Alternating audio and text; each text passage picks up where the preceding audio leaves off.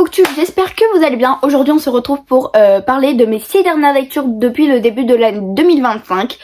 Pour cette lecture j'ai eu des émotions, des surprises et vraiment des choses extrêmement flippantes aussi. Pour mes lectures j'ai eu du thriller psychologique, de la romance déchirante et aussi une réécriture de mythes. Donc c'est parti pour vous parler de mes 6 dernières lectures depuis le début de l'année 2025. Alors je commence par un thriller bien sombre qui est Fallen Angel de Camille Creati. Dans cette histoire nous allons suivre une femme qui vit une parfaite vie, mais évidemment tout ça va basculer.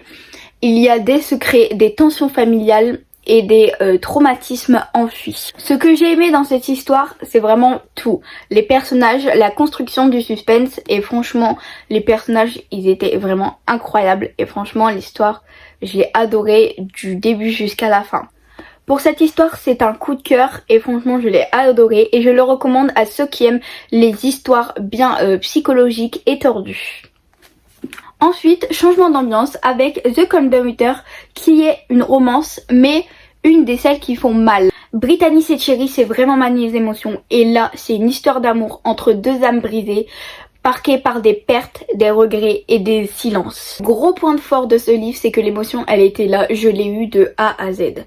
Après j'ai pas eu vraiment de gros points faibles, franchement j'en ai pas eu. Après on sait très bien que comme c'est une romance, on sait très bien que il y en a deux qui vont finir ensemble, mais franchement ça c'était vraiment, on le sait, mais c'est vraiment quand même incroyable. Pour cette histoire je lui mets un 5 sur 5 et franchement je le recommande aux amateurs qui adorent les romances vraiment déchirantes. On revient dans du jeu psychologique avec The Greatest Game. Vous aimez les énigmes, les dynamiques de groupe un peu toxiques et les rebondissements, ce livre est fait pour vous.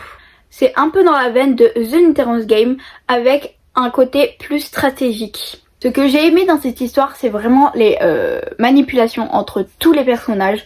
Après, ce que j'ai moins aimé, c'était juste que en fait les histoires de jeunesse, moi j'aime bien, mais c'est sans plus en fait. C'est vraiment sans plus.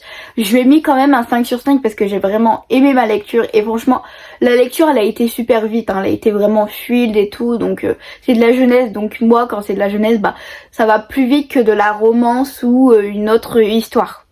Ce livre c'est un roman qui se base sur la série Stranger Things qui est centré sur le point de vue de Eddie Munson. Si vous êtes fan de la série, c'est un régal, on explore son passé, ses rêves et une autre facette de lui.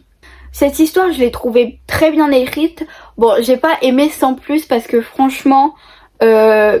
Bon, ce que j'ai aimé c'est que on parle de Eddie de la saison 1 en sachant que dans la saison 1 on le voit pas du tout dans la série, mais j'ai bien aimé parce que franchement on a parlé donc ceux qui ont vu la série voilà, mais dans cette histoire on parle de la disparition de Will et on parle de la disparition de Barbara et ça c'est bien parce que au moins on n'a pas eu que l'histoire où nous on le voit dans la série que dans la saison 4, donc ça c'est bien. Donc voilà. Après je lui ai mis un 5 sur 5 mais j'ai pas aimé sans plus. Là on rentre dans le terrain bien flippant. Parfaite, c'est le premier tome qui a inspiré la série You. L'histoire, on est dans la tête de Joe, ce stalker charmant et ultra dérangé.